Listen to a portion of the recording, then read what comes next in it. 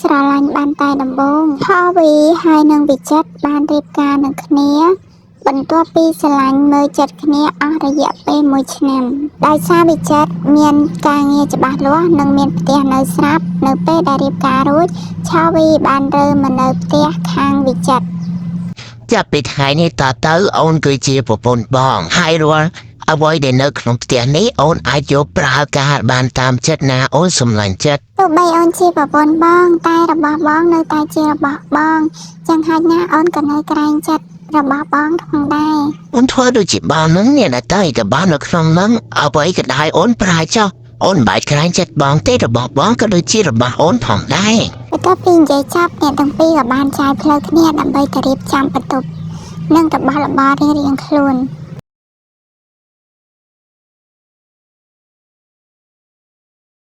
លុះស្អែកឡើងពេលព្រឹកនាងឆាវីក៏បានដើរទៅផ្សារដើម្បីរកទិញម្ហូបយកមកទុកសម្រាប់ថ្ងៃក្រោយនិងថ្ងៃនេះផងដែរឆាវីវិញអ្នកណាក៏តសើដែរថានាងមានសម្រស់ស្រស់ស្អាតដោយសារប្តីមើលថែបានល្អសួស្តីឆាវីក្មួយកាហើយសម្រាប់កាន់តែស្អាតទៅ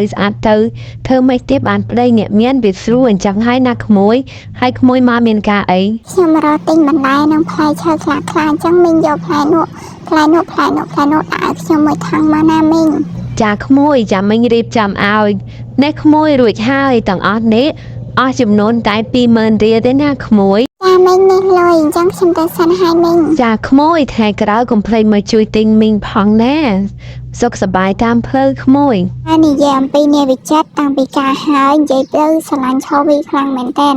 សូម្បីតែបែក1វិនាទីក៏មិនបានដែរ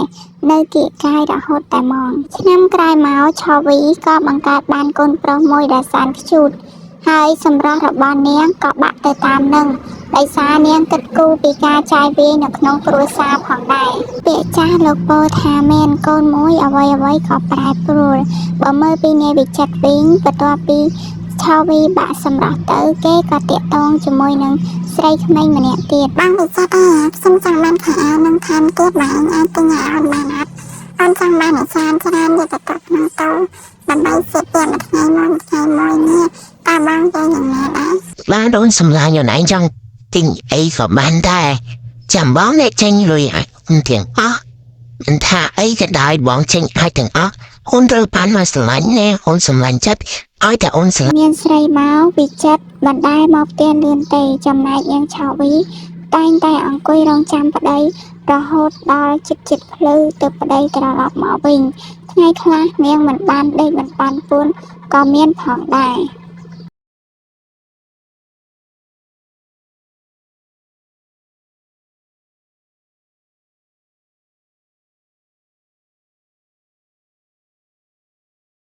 ពេលព្រឹកឆាវីនិងកូនបានមកឈរចាំនាវិចិត្រនៅមុខទ្វារ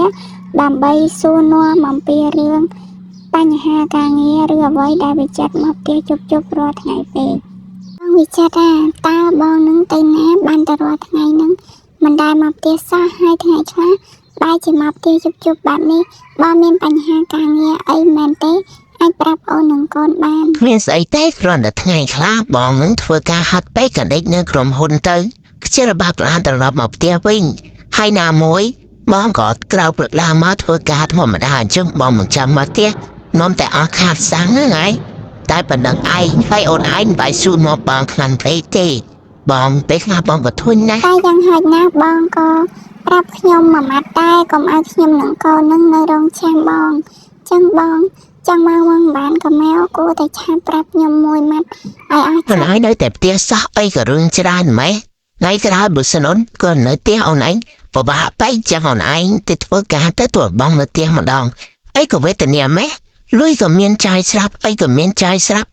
នៅតែនៅខ្ញុំឲ្យត្រង់មកបងមានស្រីមែនអត់បងហ៊ានសម្ដីធំ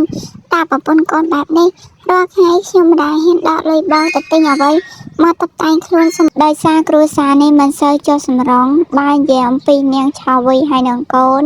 កំពុងតែអង្គុយមើលទូរទស្សន៍ពេលខ្លះនាងមិនបានប្រកាន់កាន់ខឹងនឹងរឿងនៃកើតឡើងទេថ្ងៃនោះដែរនាយវិចិត្របាននាំស្រីមកដេកនៅដល់ក្នុងផ្ទះដោយដើរបណ្ដើរកាត់នាងឆាវីតែម្ដង ចំណែកឯស្រីនាយវិចិត្រមិនខ្មាស់អៀនគេជាប្រពន្ធដោយការពេញច្បាប់ឡើយ